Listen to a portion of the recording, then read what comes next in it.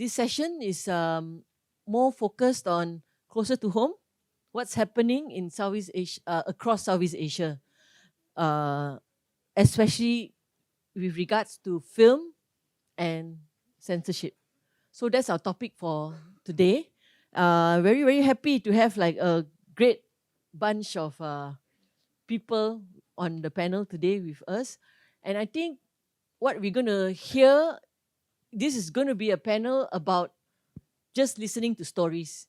We very, very seldom get to hear firsthand what's happening to our neighbors in the country. So I will start maybe immediately with host country, Malaysia. Suddenly became Olympics. Yeah. So So I'd just like to introduce Firdaus. Firdaus is a good friend, I think, and an independent human rights law researcher. Yeah. She was previously the CEO of Malaysian Centre for Constitutionalism and Human Rights, or better known as MCCHR, and she now sits on its board of directors. Formerly a practicing lawyer, she has sat on the Bar Council, chaired the Constitutional Law Committee, and co-chaired the Human Rights Committee, among other responsibilities. So today, after she became freelance, we immediately say, Firdaus, can you please help us do this research? So today she's going to be presenting it. Without further ado.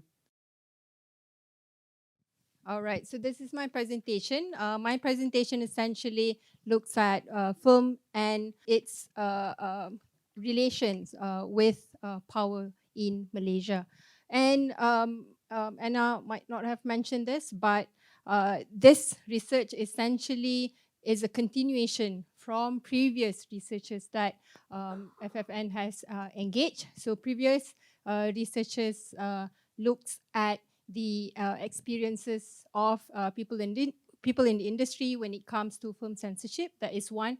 And then there was also research that looks at the Film Censorship Act and Film Censorship Board, its origin, historical context, and how the whole regulation from a constitutional and human rights perspective. So flowing from there is this research, basically looking at the trends, trying to assess the trends in Malaysia when it comes to film censorship and what were the motivation that drives such trends. Okay, I do want to start by saying that this research looks at the data from two main sources. One method for this research is through interviews with a number of people in the industry, where we spoke to film directors, producers, artists, actors, scriptwriters, as well as film festival organizers. And then the second method is also by looking at the data from Arts Equator, particularly on Malaysia from the year 2010 until 2024. All right. When it comes to film censorship in Malaysia, of course, the main body here is the Film Censorship Board. And Film Censorship Board is created through an act of parliament that's called Film Censorship Act 2002. And I do want to highlight Section 5.1 here. Section 5.1 here talks about prohibition against obscene film. And when you look at the act, that's the only ground that's in the act that in terms of what ground or justification can censorship take place. And then next, there is what is called, well, the approach that the board takes, and that's legislated through the act, is what we call a prior censorship scheme. And in this case, it basically says that all films that are made are considered banned until it has an approval of the board for public screening, for public distribution and exhibition. And not just that, it also has a specific time frame that within 40 days that a film has done, its production and whatnot has wrapped up. Within 14 days, it has to be submitted to the LPF. And failure to do so, if a filmmaker decided not to comply, can attract fine or imprisonment or both. So you're not just looking at paying penalty here, but also criminalization in terms of imprisonment for the filmmakers. Next, you might be wondering then who makes up the board?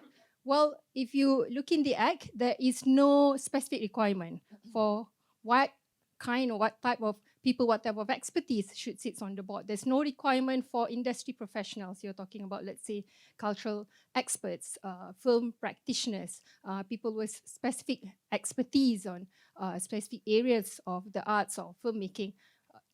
There is no such requirement, that's one. And then second, there is also no requirement to ensure diversity and inclusivity in who makes up the board.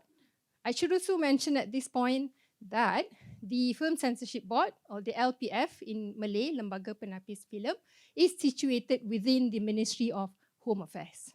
Yeah, not to say we don't have a Ministry of Culture and Tourism here or Communications, we do, but that's where the LPF sits. And because of that, the overarching agenda of the Ministry of Home Affairs is national interest, national security, and that gets reflected in the way decisions are made by the LPF. And so when we talk to some of the people in the industry, some of the observation that we see is that, number one, there is no consistency in the decisions that are made. And so you see films that have even more extreme or intense violent scenes, for example, that get passed. But the next films on violent scenes, but much lower intensity, for example, that one did not get passed. And so you, at the end of the day, the filmmakers are left wondering who sits on the board on this particular day, and what will the decision be. And so in this sense, clearly you cannot predict what are the outcome, because even with a guideline, there is a guideline, the LPF guideline, there's a 2010 guideline, and then there's a later, more recent one, 2024. Even with that, the grounds are still vague. And that leads me to the next point. There is no transparency. And so in the interviews that I've done, there were instances in which no reasons were given for a ban on certain films, or for the direction to cut or edit or blur certain scenes. Even when there were reasons given, it's often always very vague.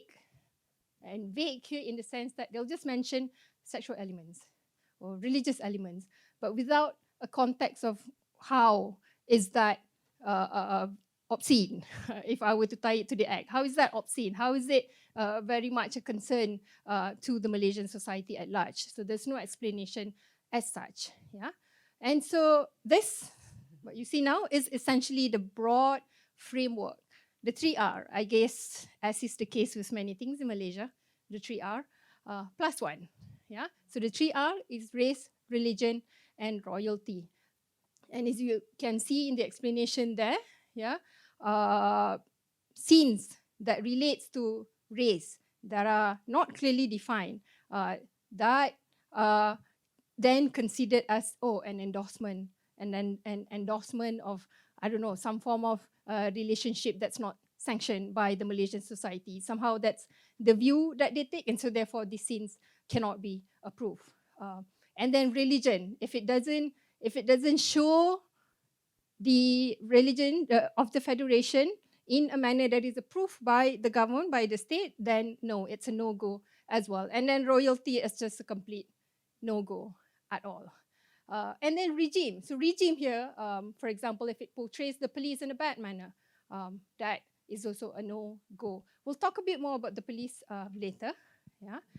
All right, so next, the death of context. So some of you may be wondering, well, I'm sure there's a space for the filmmakers to then come and go see the board and explain this is the context and this is how it matters so much to what we are trying to convey through the films. Yes, there are spaces. Yeah, you can file an appeal with a certain pay that's required, but often the impression, or rather the message that the filmmakers receive instead, is that we know best, we know better, yeah, and you should follow what we are now telling you to do. And so by and large, what has been observed is a failure to appreciate the artistic and narrative context, Yeah, and what's really lacking here is the ability to differentiate between a powerful depiction of trauma meant to provide narrative weight to the film, between that and a content created merely to be provocative.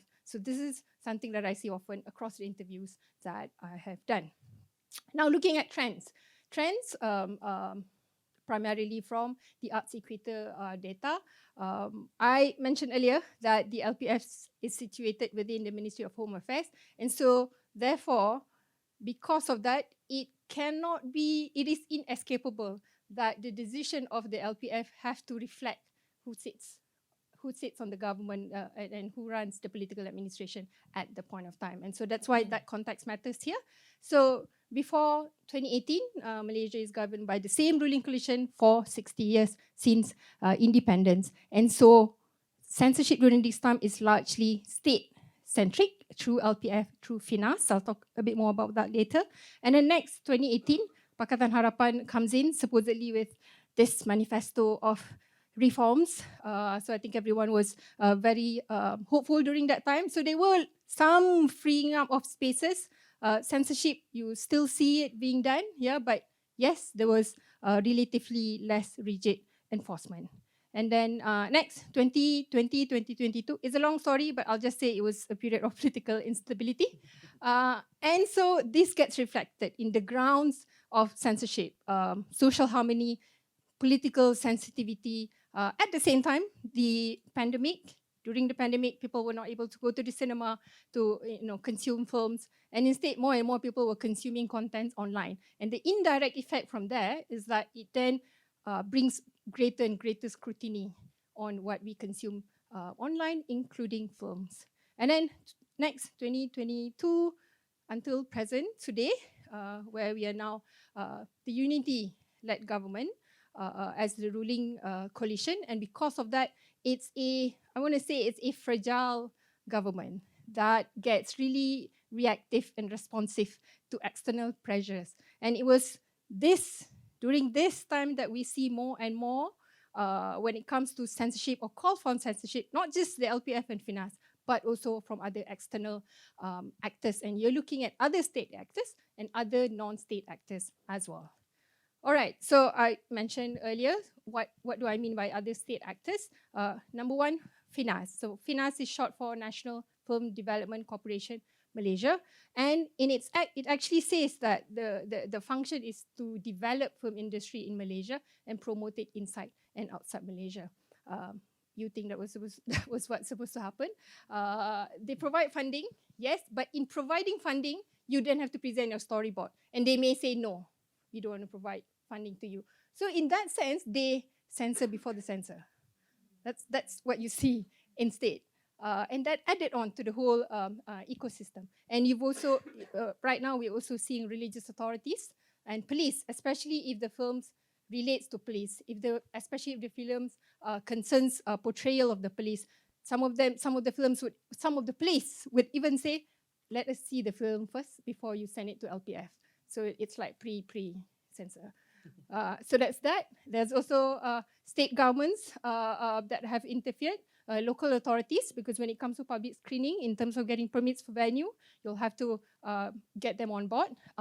And as I mentioned earlier, because there are more scrutiny on online platforms, Ministry of Communication has jurisdiction over online platforms, as we see happening with View, with content on Netflix. Yeah. Now, what do I mean by non-state actors? Religious conservatives, they've issued statements basically saying like this film is bad for the society, this film is bad for the religion of Islam, and so why do we allow this? So you've seen those kind of voices from political factions, and I want to link this to the fact that we are now a unity-led government, and so they're more responsive to this. Streaming platforms I've mentioned earlier, as well as online public. So sometimes it's only one or two people that are being loud on social media, and because we have a very reactive and very prone to external elements, these voices get heard and it influences the ecosystem even more. And so the most effective censorship, I don't know if you all can see, the most effective censorship happens at the very beginning, which is in the writer's room. So all of that pressure, all of that elements, state actors, known state actors, led to this. And one of the interviewees even called it an epidemic of self-censorship. Yeah. And the ultimate cost of all of this, yeah, or well, I guess depending on who you ask, the ultimate success of the census is when the censorship process is now being outsourced to the filmmakers themselves. All right, so to sum up, Malaysia's film censorship operates to a complex ecosystem of control with LPF at its center. Yeah, but beyond that, there are state actors like FINAS, religious authorities and local authorities who are now exerting more and more influence, as well as non-state actors. And you see this emerging. That's the emerging trends with regards to Malaysia as of now. And all of this multi-layered system has cultivated a pervasive culture of self-censorship. And of course, when when it comes to funding, when it comes to getting investors, these were the considerations. So there were instances in one or two of the interviews that I've done, there were instances in which investors would shy away the moment they see, oh, some religious element in this film, so I don't want to touch it. So you've got that as well. All right, and so this is a question. I guess I want to end this. What is the future of Malaysian storytelling? I think if we were to react every time a film is being banned, that may not be as strategic. I do feel moving forward we should look at the structure here. And in fact, a question has been posed in Parliament in 2021 as to why LPF is in the Ministry of Home Affairs. Yeah, because LPF is in the Ministry of Home Affairs, national security, national interest takes precedence over the right of artists to create, over the right of the public to consume and enjoy arts and films. And so I feel that's one of the big issue that we really need to rethink and push for reform here. Thank you. Thank you so much, Firdaus. 10 minutes, she gave you the whole, yeah, what you needed to know. Is this common knowledge to you all? Yeah? Is it taught in schools? I think, when I was a film student, I never learned this. I never learned about the Film Censorship Act. I studied the Printing Presses Act.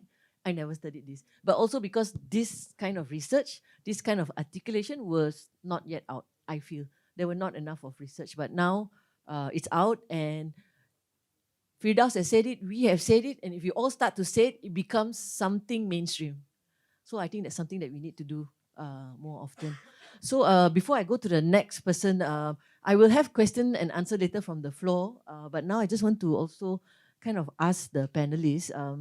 You've just heard the Malaysian presentation. Does it strike a chord in your country? Is it almost similar, from your experience and your research, or is there some differences? Any one of y'all can answer this. I will answer in my presentation. Oh, okay. Anybody else wants to say something else? I think it's quite interesting how Vietnam and Malaysia seemingly two different kind of constitutions. However, we share similarities in the censorship board in a way that there's also this group of people who are not filmmakers, or who the filmmakers don't know who these people are. They're more civil servants, officer, to decide what is obscene and what is not. And I think that is one of the things that I share a lot with Frida's presentation.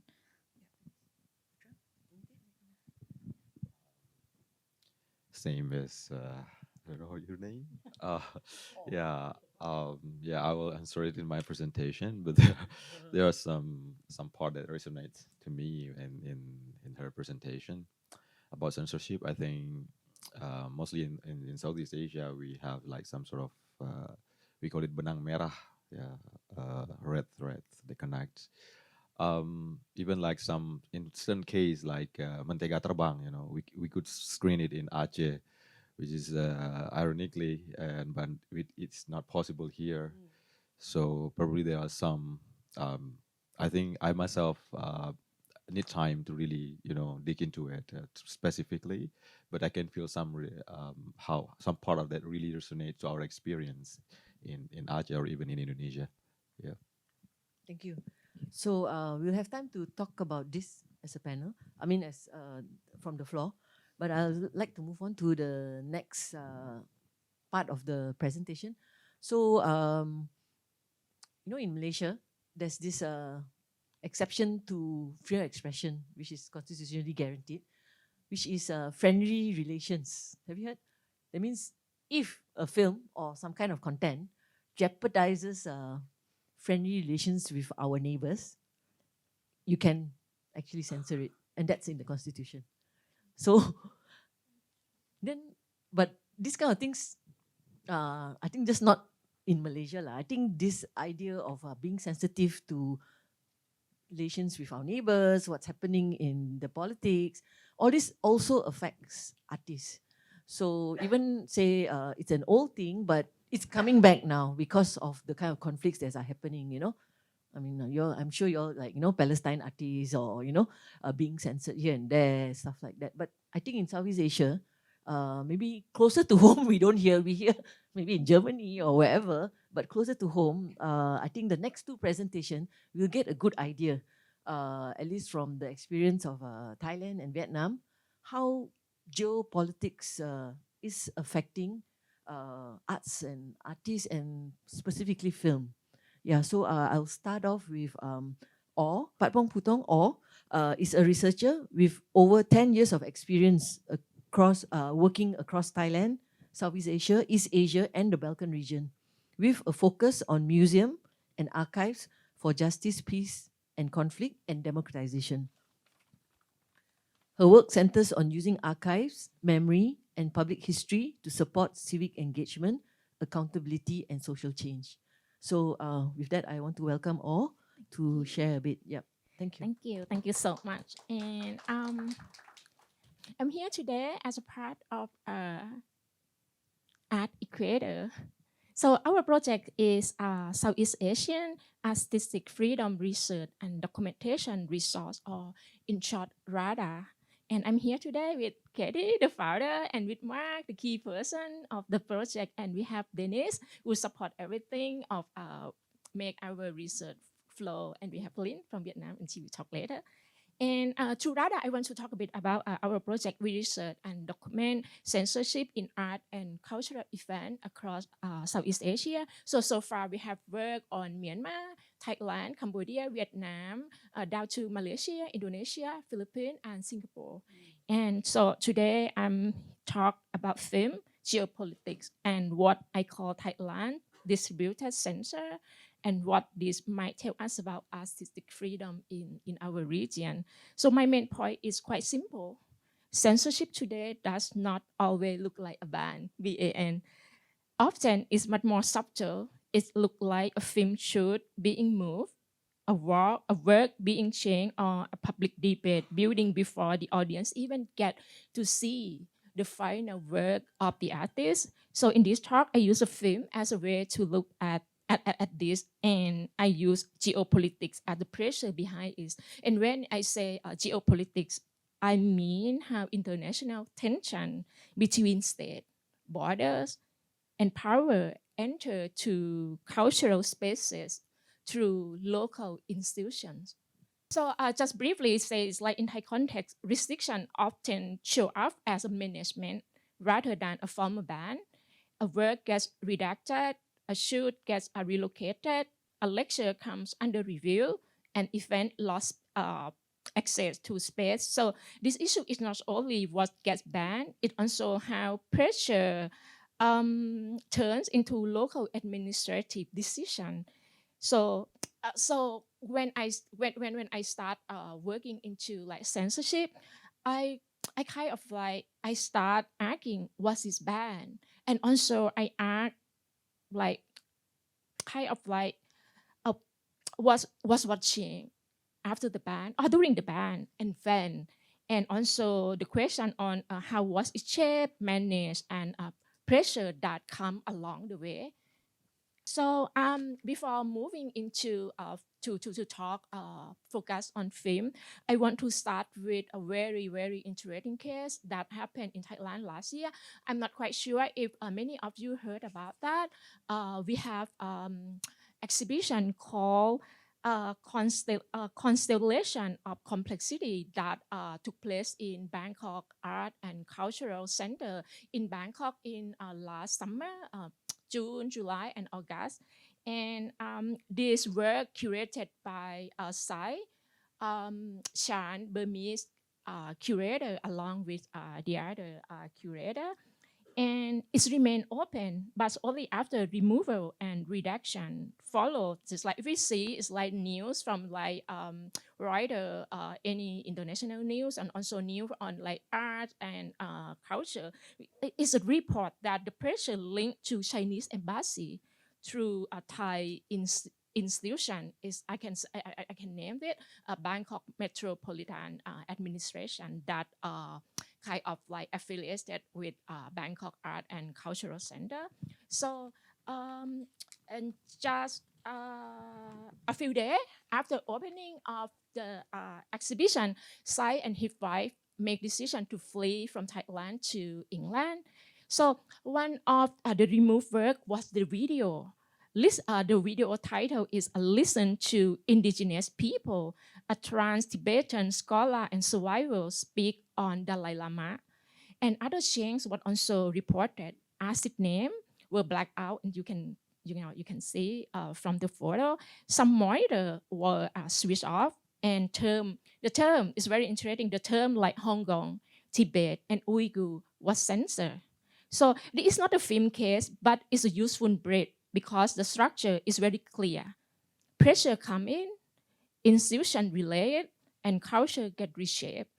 So we can see that geopolitics does not stay outside the gallery, and what we will see later that it does stay outside the screen either. So this is how geopolitics work in practice, not a formal policy, but as a pressure.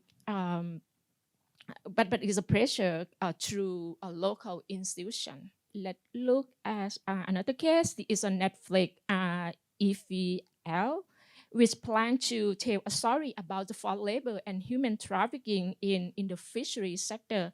So just give you some of the context. The fisheries industry is a major part of Thai economy, and Thailand is one of the world's top exporter of tuna and frozen seafood. So the production, they got permission to film in Samut Sakhon province. It's just like 1.5 hour drive from Bangkok. It's a kind of hub of fishery industry. So that Netflix was objected from the fishery sector in Samut Sakhon. They argued that this film will kind of like portray illegal labor and drug issue that could be harm to Thailand image and industry. So the result is they have to kind of like relocation and further review. So what's matter here is that it was not kind of like it's not legal ban. Instead, we see a softer form of control. The film is framed as a threat to national image. Industry actor push back, local authority respond, and the production is reshaped. So in this case, show how film can be kind of like restricted through image politics and administrative gatekeeping, even without formal censorship. And for me, this is why film is such a useful lens to see, it's like what happened. So let's see another case. So let's look at a Thai-Cambodian tensions. You know, it's like what happened is on and on in our region. So let's see what happened when the film intersect with heritage politics. So what happened is like this film is about like Paruang is kind of like one of the key figure of the Thai history, like long time ago, like 500 years ago. I cannot really even remember how many years. So this film is like the invited Cambodia actress, I cannot pronounce her name, Yem Sre Pet, something like that. So once during the film shooting and after, and she kind of like post on Facebook, like talking about Thai dress, and then it's come to public debate, mainly from Thai side, that it's kind of like she looked down or she not respect our like Thai culture, thing like that. So um what happened is like the many Thai-net citizens, they are to ban this movie. Yes, and then along at the same time, we have like a lecture online, and then it's come to it's like kind of like ban, like the professor will talk online as well, because the question is like they're asking is about like Thai Khmer related history. So what the measure is that this start as a kind of like, actually it's become it start from relatively small acts, comment, a post, and a live stream, but they became kind of like politically charged, because they were read through question of heritage, sovereignty, and border tensions. So this case show a different kind of pressure on film. In Netflix case, the pressure is about national image. So here is about history, identity, and geopolitical tension. So what Thailand show us, just only 3 cases, but we can see a lot. So it's about artistic freedom in Southeast Asia more broad. I mean, even it's 3 cases, but we can show what happened in Thailand and also reflect to what happened in our region. So I want to leave you with 3 points. First, it's not only a ban, right? Restriction often appear as reduction, relocation, review, or simply the deny of space. And second, pressure move is circulates across embassy, ministry, venues, university, industry group, and online publics. And the third, film is for me it's kind of like particularly like exposed, because film depends on permission, location, collaboration, and public narratives. So pressure often come in kind of like in early state. So it shows how diplomacy, borders, and screen culture intersect, and how artistic freedom can be shaped through connected system rather than a single censor. So in this context, geopolitics is not outside culture, it actively shapes it. And last slide, not yet. So if we take a step back, Thailand shows us that censorship is not disappearing, it's adapting. And film help us see the more clearly. So in Southeast Asia, small world, film show how geopolitics reach culture before it appears as policy. Yeah, then you can clap. It's time. Can clap again, please. Another clap for her. So yeah, and I want to say one thing. So we will launch our censorship 2025 report in the first week of May. So visit our website, stay tuned, and join us when we launch the report. Thank you. Thank you. Thank you. I think it was really enlightening for me. Yes, just a shout out to Arts Equator. They've been doing, please, if you haven't checked the website out, you should go there. There's a lot of reports done from 2010. They started doing research from cases of 2010 to 20 till now. Yeah. So very precious data, which we can use then to, find out trends and also to lobby. So Lin is an independent curator, writer, and researcher from Ho Chi Minh City, Vietnam. So without further ado, yeah. Thank you. Hello everyone, I'm Lin and I'm the Vietnam researcher from Arts Equator Project, Radar. And so today within 10 minutes, I will attempt to discuss this phenomenon called digital nationalism. And I'm very interested to talk to Friedels after this, whether this is also some kind of a similarity within how the public control the online sphere in Malaysia as well. So within this talk, I will discuss how digital nationalism has recently become a phenomenon in Vietnam, and how it can censor, attack filmic contents that contain geopolitical disputes in Vietnam. And within this talk, I'm going to focus more on the Vietnam and the China-Vietnam geopolitical dispute. So before we start, I would like to talk about this digital nationalism. It is a phenomenon that, for me, it's where patriotism is performed and monitored in the online sphere by both state and non-state actors. And the non-state actors here we refer to as the public, or commonly known as netizen. Initially, online nationalism in Vietnam was most visibly expressed through strong anti-China sentiments pertaining the geopolitical dispute of the East Sea, or the South China Sea, as also commonly known. The internet, so a little bit brief context about Vietnam politics and history. Vietnam only opened its door in the early 1990s, and in the early 2000s, that's when the internet started arriving and people started having access to internet. And from that period, the internet was like an alternative space for intellects and artists and cultural workers to get access to kind of like a different voices from, the state.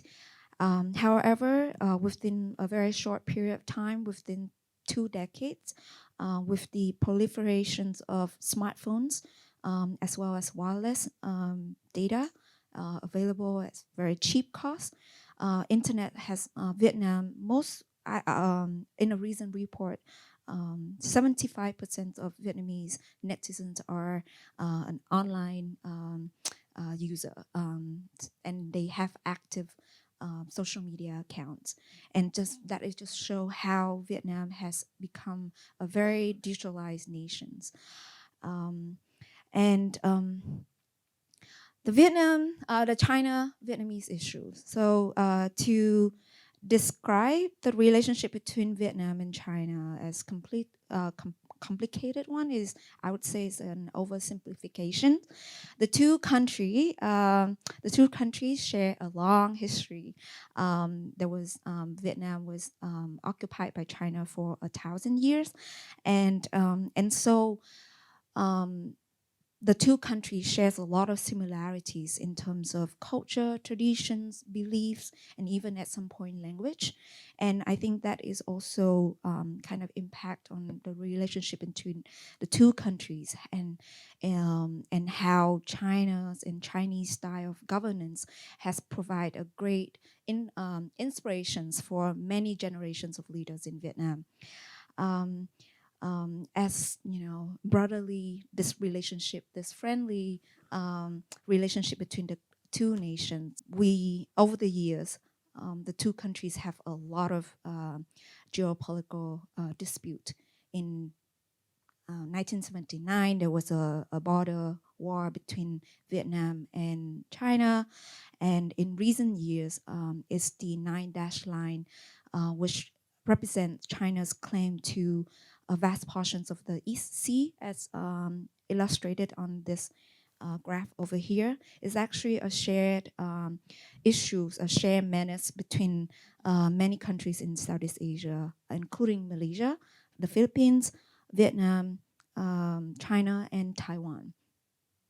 And so for a while, China has used this 9-dash line map, which colloquially known as the cow tongue shape map, to lay claim to these two islands that Vietnam also laid claim to. And so that is when online nationalism began in Vietnam. It started out as like this campaign, online campaign shared by a lot of Vietnamese netizens and activists, sharing this 9-dash-line map with a red X to kind of illustrate their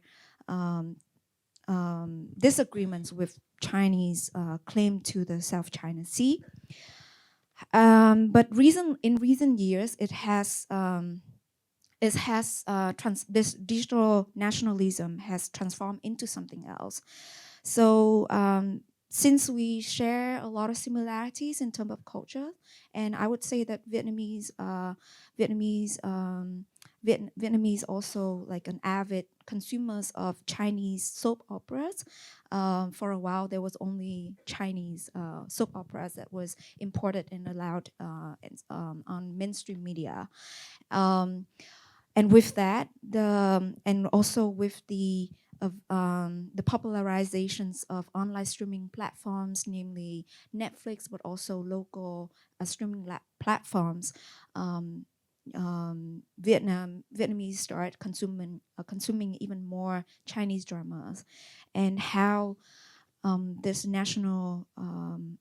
digital nationalism manifested in the way that the Vietnamese netizens started boycotting Chinese dramas that contain this 9-dash-line maps.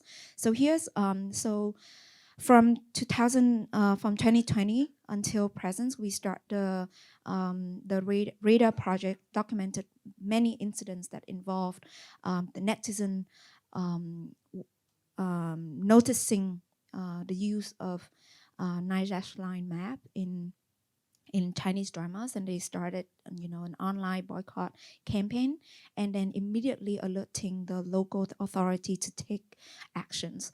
The local authority then issue a formal request to Netflix or other streaming platforms in Vietnam to take down these dramas, and increasingly the authority doesn't actually have to inform the streaming platforms. Even the streaming platforms would actively take down the dramas. So it becomes like this very productive relationship between the netizens and also the state authority. And at some point, the state authority even praised netizen for their thorough and hard work. And it's become like this very, digital, I would say that digital nationalism kind of like unite the state authority and then and the masses.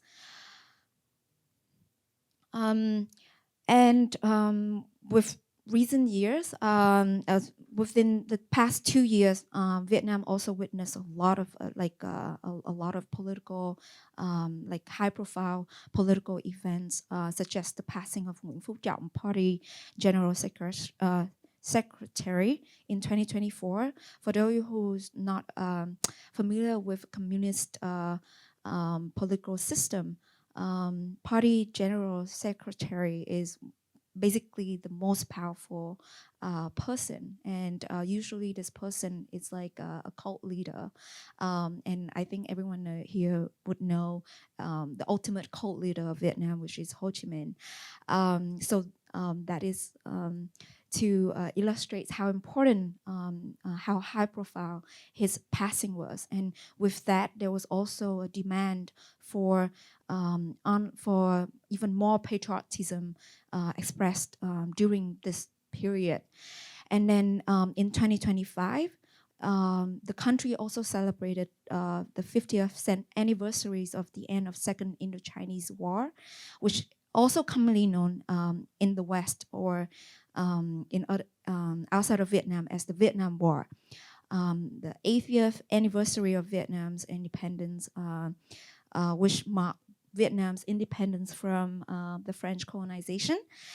And recently, just a few months ago, it was the 14th National Congress of Vietnam Communist Party, which defined the next plans, development plans, but also the political situation for Vietnam in the next 5 years.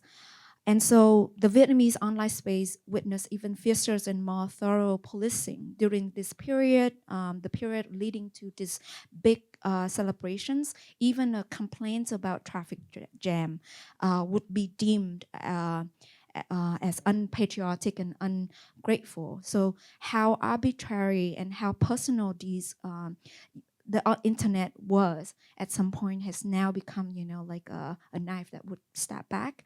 And I would say, to circle back to ours and mine presentations, how that it is a small war after all, because with only 3 decades ago, the internet was, this vast possibility of freedom from indoctrination, freedom from linear political belief has now become even more and more hostile. And whatever you do online will actually be used against you. And yeah, that's the end of my presentation. Big round of applause. I just have one question for you, because I was thinking, right? Are those digital nationalism, is it like instigated or natural, organic, like this? Because the public themselves are boycotting and becoming nationalistic. So is it? I don't think there's anything as natural. Here I am describing the public or the netizens as someone who actively taking control into their own hands. But I would say that the government also set up this apparatus to enable this to happen. There's a lot of pro-government Facebook accounts that constantly, seeding contents and sentiments. And again, it become it's based, and also in recent year they also started implementing fake news laws on the internet, which also I think like makes this happen. And also the government would organize I would say undocumented unofficial meetings with news with online companies like YouTube, Netflix, to make sure that an advertising agency as well, to make sure that everything is in control. So yeah, I think everything is monitored, and so it's not natural. Okay. Yeah, just checking. Thought Vietnamese so nationalistic. Yeah.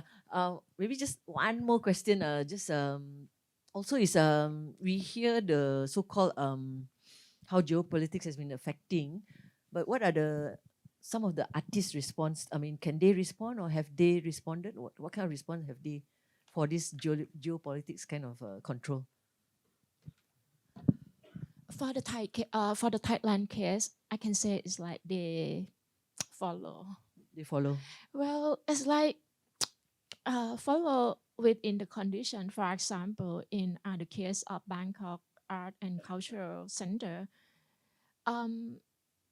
they kind of it is what I heard. Maybe not fact. What I heard is like Chinese embassy asked to like remove all the exhibition, but negotiation is like partly removal. And also it's like, if you see in my presentation in the photo, it's like, so they black out the name of the artist, and also they censor the term Tibet, Hong Kong, and Uyghur, so that they continue the exhibition. And for the Netflix case, instead of shooting in the fishery town, so they moved to somewhere else. And for Paruang, the film that the Thai net citizen act to ban, they still on kind of like this. I follow this case, and I found it's like I observed that the advertisement of the film became very narrow in a very small group, and also they kind of like just only just only a few theaters that show this film. Yes.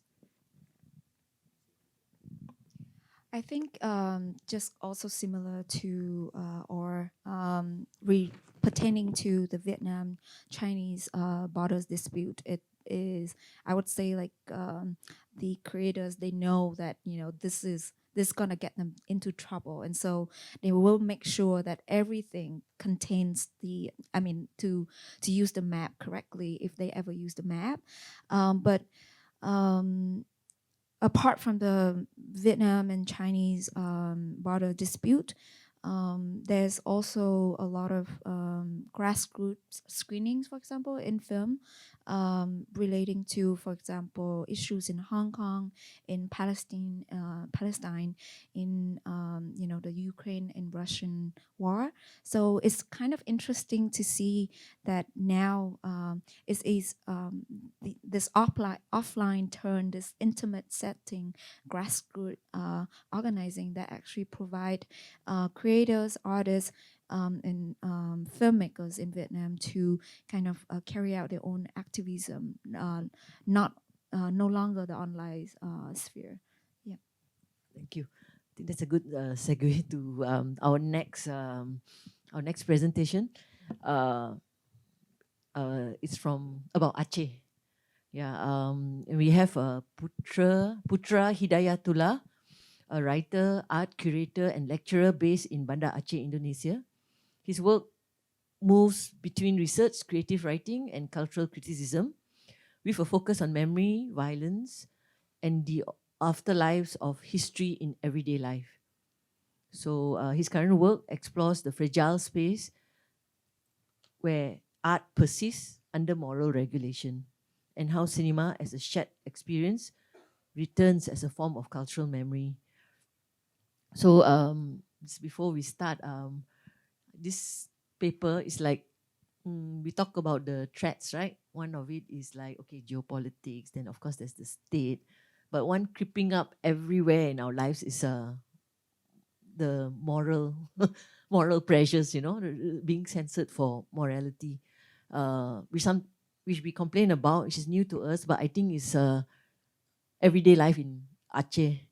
So I think it's very important to hear the experience of Aceh, that we can learn from it. So please, without. Thank you, Anna, for giving us space and for making this possible. And thank you, everyone, for attending to listen to our stories. My name is Putra Hidayatullah. I'm from Aceh.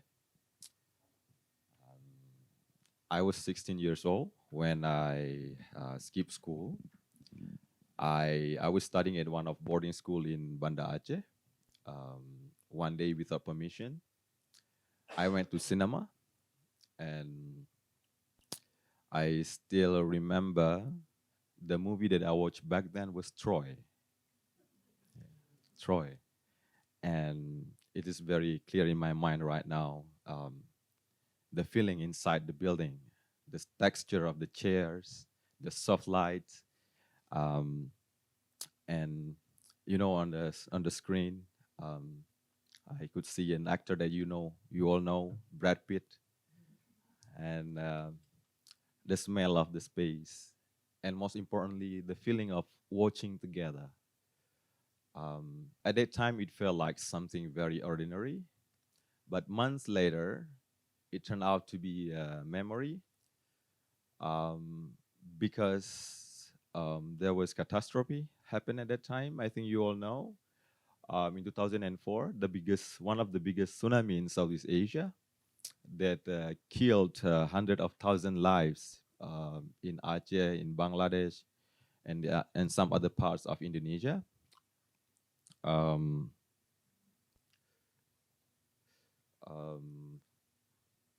so that tsunami is not only changed the landscape in Aceh, the architecture, the buildings, but also it changed some other parts of humans' minds of how people think, which has relation to institutions, to culture and social lives. For instance, the peace agreement between Free Aceh movement, who who want to be independent from Indonesia, from Jakarta, and also then followed by the formalization of Sharia law, and then also how the powerful feel the importance of reorganizing public space, how space should be organized. And specifically, and the story that I'm going to tell today is about cinema and how it affects cinema. So in terms of cinema, as you may all see, there's a sudden change. No more experience of watching Brad Pitt. You know? Suddenly cinema has become very, here I wrote challenging, but at the real world is difficult. Difficult to organize. And it is very challenging to justify. We need to find reasons. We need to find logic that works with dominant narrative in a society. And it even in some part of it is very challenging to talk about. I think there is hardly no conversation when it comes to, we call that bioskop in Banda Aceh. Anytime we talk about bioskop, there will be always and always polemics. There will be more people who disagree with it than those who agree with it. And it affects filmmakers, it affects film scenes in Aceh. And probably to help us a bit to look at this, it reminds me of the concept of moral surveillance, of how our conduct is engineered. Yeah. The picture you may see, I think, is quite familiar, especially among us social theories or those who are interested in sociology. We call it panopticon. How our behavior is watched and what is considered good, what is considered polite, and what is considered bad. Probably in Aceh is considered something like mulia or maksiat, that has some sort of connotation that actually affect how our behavior and how our conduct should be. People adjust their action then, not because they are told to, but because they are expected to be judged. So in other words, some sort of normalizing powers, how our body should move, how our body should react. So this is what I mean by moral surveillance. Despite the limitation, the difficulty, there was one initiative that I find really, really interesting. Because I've seen some, a lot of pessimism, people pessimist in dealing with this kind of difficulty in Aceh. But this kind of initiative idea is very unique and I think worth thinking about and worth sharing about.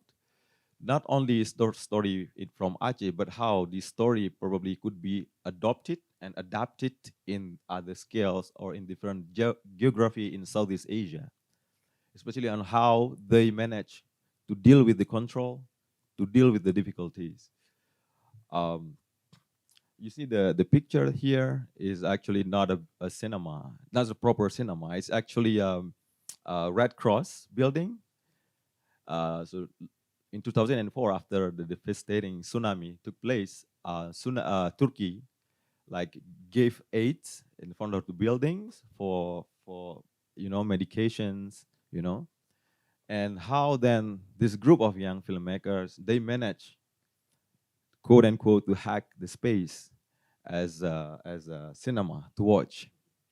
So not only restoring cinema as a place, because no longer the building is no longer there, but how reactivating cinema as a shared experience. And what I find really fascinating to me personally as a researcher is how they negotiated their existence. So some, like in our experience, when we see control, when we see the powerful or the powerless, and there are groups think about confrontation. But in this case, I find this quite unique. So they absorb the risk. They absorb the risk, and through negotiation, through alignment and reframing the perception, especially those who are in the powerful. In this case, for instance, they had communication with the mayor, and by trying to make justification why the movie is important, how it is affected communities, and how it give contribution to the city. One of the key here is like they promised to give a contribution to the tax from the ticket that they sell. And then okay, this sounds fascinating to the mayor. And then the mayor, like as politician, it's very important for him to maintain his position. And then one question that are really clear, I remember clearly when I did the interview, he said that, what would you do if it become a backlash? If the society attacks me of the permission that I give to you, especially regarding to the movie.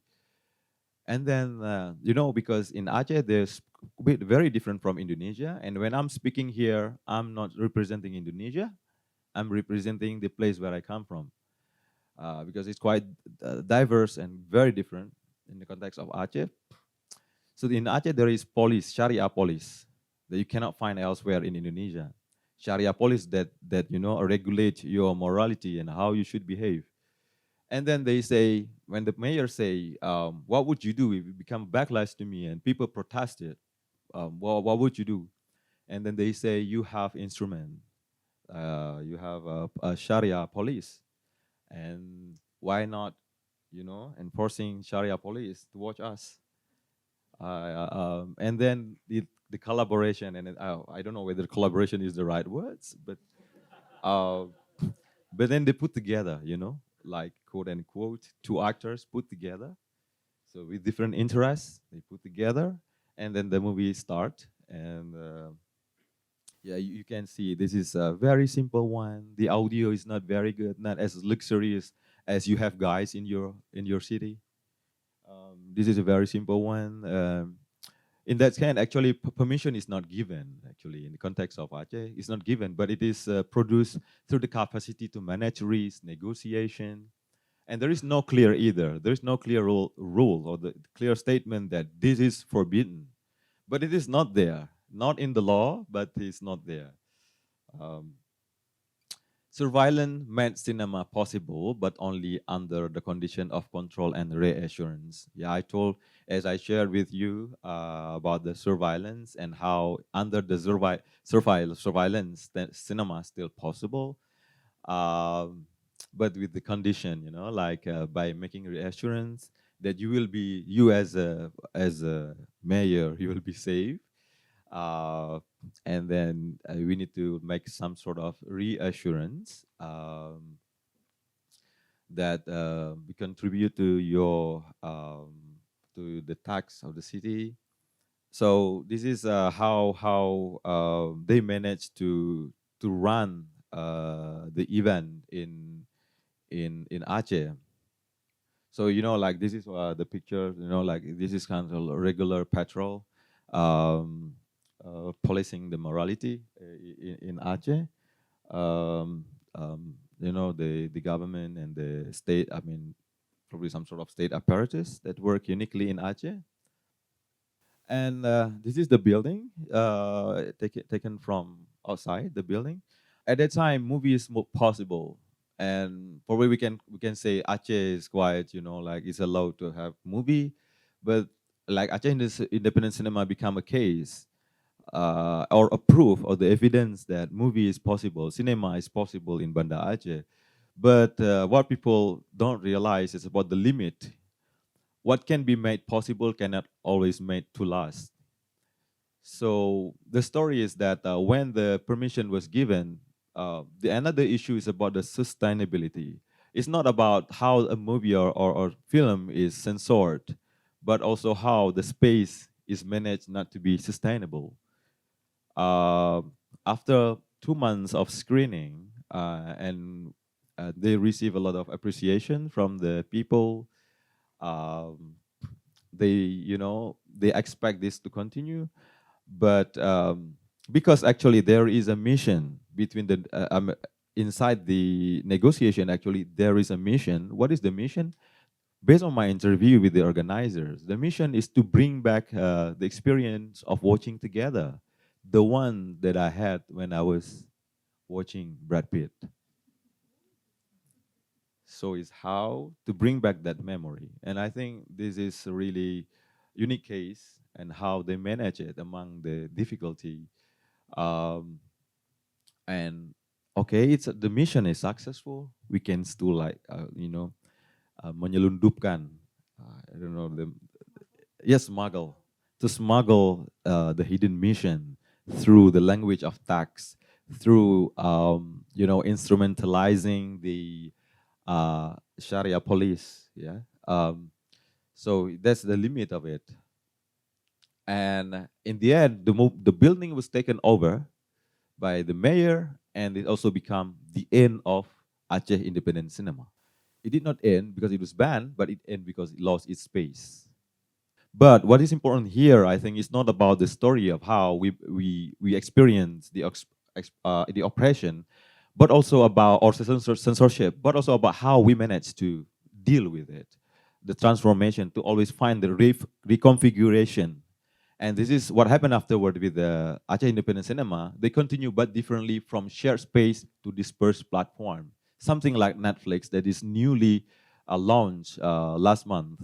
So this is a digital shift. When we have difficulties with the space, real physical space, and then they manage to make like a Aceh cinema. You can search it on the internet. You can find it there. Some local movies made by Aceh filmmakers still be. I mean, you can find it there. It's part out of the way. And then this is what I can say. What remains right now? There is no cinema, but cinema did not disappear. It keeps searching for forms that can survive within control. Thank you. All of the presentations were really, really interesting. And we have 10 minutes only, so I'm just going to directly open it up to the floor. If you have question, keep it short. You have comment, also keep it short. Kopi Sanangan. My name is Nadira Ilana. I'm a filmmaker and programmer. I am moderating a panel later in the day with our. I just wanted to add as well to what Firdausa's presentation earlier, because well, I want to take the advantage of the benefit of the room and it being a diverse room as well. I would really like to add, as a Malaysian from Sabah, that historical revision and the revision of national identity is also a very, very heavy form of censorship in Malaysia. So I want to give an example, like the film Takluklah Hadatu last year, which was a mainstream film that was touted as a nationalist film, but PDRM had the Royal Police had actually informed the filmmakers that in order to obscure the location of the film, because it was based on the Tandua attacks in 2013 and the surrounding the Philippines claim on Sabah. So PDRM had told the filmmakers that they were not allowed to use Sabahan accents at all in the film. And so even though they shot in Sabah, Sabahans were effectively erased, which denied us catharsis, which denied us representation in the country. So these are the questions that I have. The pervasive and routine erasure of East Malaysians in the national narrative, it doesn't even have to reach LPF. But I think it is really, really important to talk about, because how are these nationalist films sowing national disunity and creating more microaggressions throughout the state? Thank you, Nadira. Thanks for sharing that and giving us that perspective on Sabah. Yeah. Hi, I'm Anne James from Five Arts Centre, Malaysia. I just want to ask Putra, because I think Malaysia is headed in your direction. Are films completely banned? Number one. So you can't see any foreign films? And can you watch Indonesian films? Are films made in Aceh? And if they are is action taken against the makers of the film for putting images on screen and the actors? So yeah, just wondering about those issues. Okay, so just a brief question, because for cinema, most of you talk about what's happening on the ground and through official institutional channels, but I'm curious about the online space. So for perspective, Indonesia works with big tech digital platform owners to enable censorship through the what's supposed to be an alternative space. So, how is it like in other countries, especially Malaysia? Thanks. I'm Chaku Vadaketh, and this is to Firdaus and perhaps to the other panelists as well. I think our Malaysian Censorship Board is primarily a bunch of retirees, a lot of them from under the Home Ministry, so it'd be the armed forces and the religious authorities, and mostly male, so they're over 60, mostly male. And I was thinking to loosen censorship, maybe low-hanging fruit could be to try and advocate for more women to be on the board and for more youths to be on the board.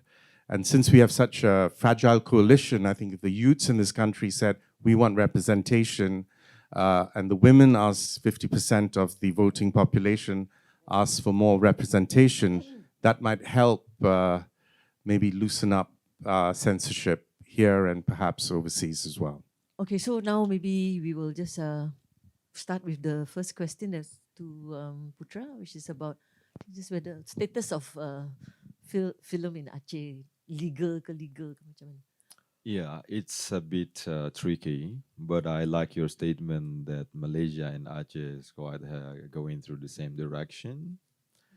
I think I agree with you. Yeah, especially in one part of Malaysia that are very similar. They learn from each other. Yeah, this is a bit tricky, to be honest, because in some part, if you look at the law, there is no clear law on that. It based on people's reaction. So if the people love it, or the people make it a problem, like share it on Instagram with like provocative statement, and then it goes viral, and then suddenly the law will be born. You know, like action can be taken against you, but on the other case, we also some quote unquote get benefits of this, absence of law. For instance, we successfully screened Mentega Terbang in Aceh Film Festival. And we surprisingly that we heard months later that it has become a problem here in Malaysia. I think to answer your questions is a bit difficult because we need to experiment. Probably we need to screen and then see what will happen. But probably in talking about artistic language, we can find a way. For instance, when we talk about something very sensitive, we change that word with alien. Like there's a filmmaker that I know, Takuro, from Japan, made like a very, if I'm not mistaken, a very sensitive movie about something in Japan. But then they changed the name of the thing. Let's say Sharia Police, they changed it with Alien. So the actor became Alien. But the viewers now, this is a Sharia Police. But when they look at the screen, it's actually Alien as the actor. So like in a way, it's kind of something challenging. And I often say to my friends that in a place like us, in a place that we have like ours, we should have more, sophisticated ways of artistic language.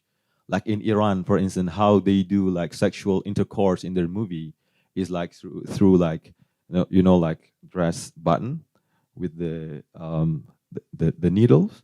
And this is how they find the cinematic language to like tell us about sexual activity. I think we need to find the ways, and we need to see the audience and the play where the movie is taking place. Not only in movie, actually, I think in art in general, like finding a wise and a related artistic language, I would say. Yeah, I hope it answered your question. A little bit, maybe. There's even a film festival, the Aceh Film Festival. Yeah. So they really thrive. Is that what you're asking? That, but I think you can show, but there's no cinema there, right? Yeah. We have Aceh Film Festival, and it happened to be one of the organizers here, Jamaluddin Ponna. Last year we received 3,000 films from around the world. And we could successfully screen even some like nostalgia is very sensitive part of the archive of violence took place during military operation in Aceh, and we managed to find the strategy, including the name, nostalgia or something like that.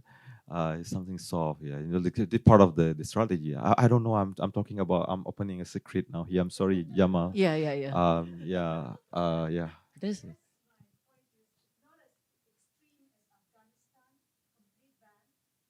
No. Yeah, Aceh is finding its way. Is in the process. It's not like in Afghanistan, of course. Probably there is possibility to head to that direction, but we'll see. That's why there is contestation among the cultural workers, among the religious leaders, and among the institutions. And this is the one that I'm interested about, how the contested powers among cultural workers, cultural actors, with the state actors and with the cultural actors um, in in different, you know what I mean, in like status quo direction. Yeah, I would say. Yeah. It's like what Sarah Wyatt said in her, it's a persistent small actions that's just keep on going and just trying, and I think that's what really keeps it going. That's why she says in the process. She didn't like accept the fate, right? It's just it's in the process because we are trying. We're always Yeah. trying. Yeah. So that's Exactly. cool. Yeah. The second question is about censorship in the online space. Is it? Yeah. Anybody? Maybe. Oh. Well, censorship in online space. I think that for the Thai case, we can access any any kind of like any type of form online, except one thing: is the issue is related to monarchy, then it's banned. But for the any other controversial issue, is still we have room to access it. All right, and then the last question, maybe Firdaus, was about just I think it was a comment and a suggestion. Yeah. What is your point of view that having youth and women would help even out the board?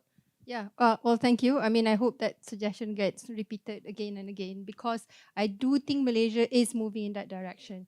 So let's look at the Malaysia Media Council as an example. And this is a new law that was passed just last year, 2025. And in that law, it has specific provision and that actually says at least one woman representative, at least one representative from Sabah, at least one representative from Sarawak.